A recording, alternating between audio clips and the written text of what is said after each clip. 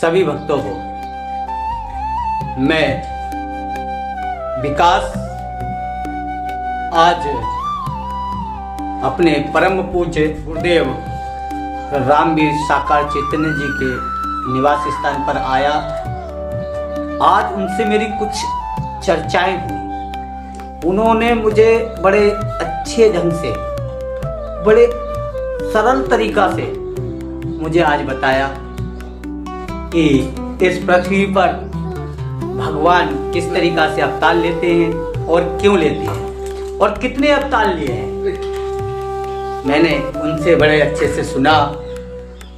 फिर मेरे मन में विचार आया क्यों ना मैं इसे ब्लॉग के रूप में बनाकर आप लोगों को भी बताऊं।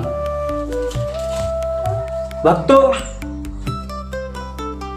24 अवतारों की कथा धर्म और जीवन का सार है।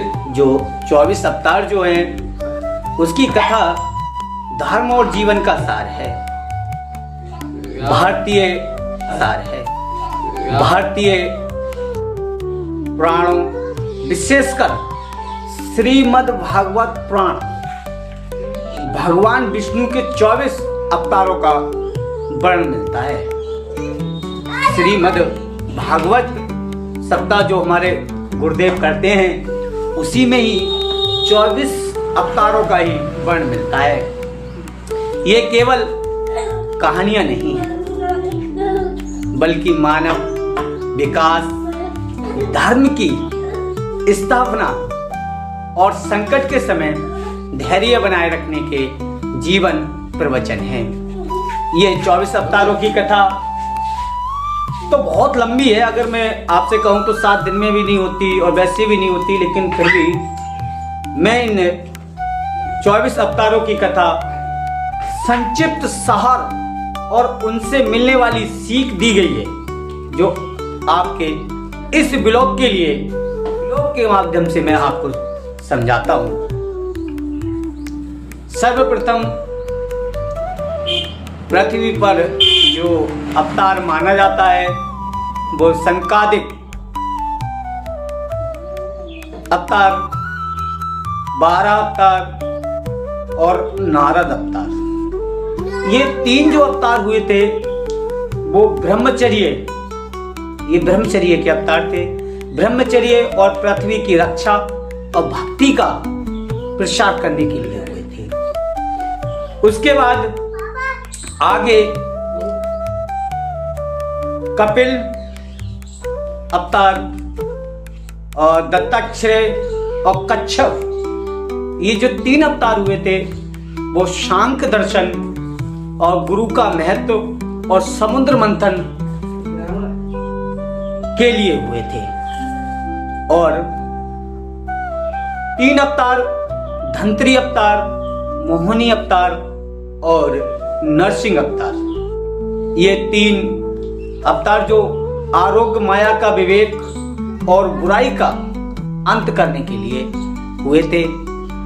और प्रभु के वामन अवतार, परशुराम अवतार और व्यास अवतार, ये अहंकार का त्याग, शस्त्र और शास्त्र का संतुलन बनाने के लिए हुए थे।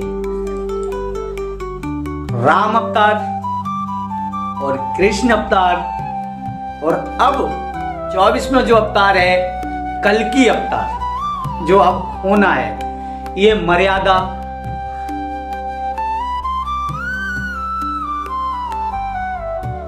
अहिंसा और भविष्य का न्याय है। जब हम 24 अवतारों की चर्चा करते हैं तो हमें इन 3 बिंदुओं पर ध्यान केंद्रित करना बहुत ही अनिवार्य हो जाता है। नंबर 1, भगवान ने कभी मत्स्य, कभी मछली बनकर जल की रक्षा की, तो कभी नरसिंह बनकर खंबे से प्रकट हुए। ये हमें सिखाता है कि धर्म की रक्षा के लिए जड़ नहीं बल्कि लचीला होना आवश्यक है। नंबर 2, मत्स्य और कूर्म यानी कि कछुआ और 12 यानी कि सुअर अवतार, ये दर्शाते हैं कि ईश्वर केवल मनुष्य में नहीं बल्कि पशु पक्षियों के, प्रकृति के हर कण में व्याप्त है। और नंबर 3, चाहे हिरण्यकश्यप हो या रावण हो, और जब जब अत्याचारी सीमा पार करता है तब कोई ना कोई शक्ति अवतार लेती है और उसे संतुलित करने के लिए आती ही रहती है।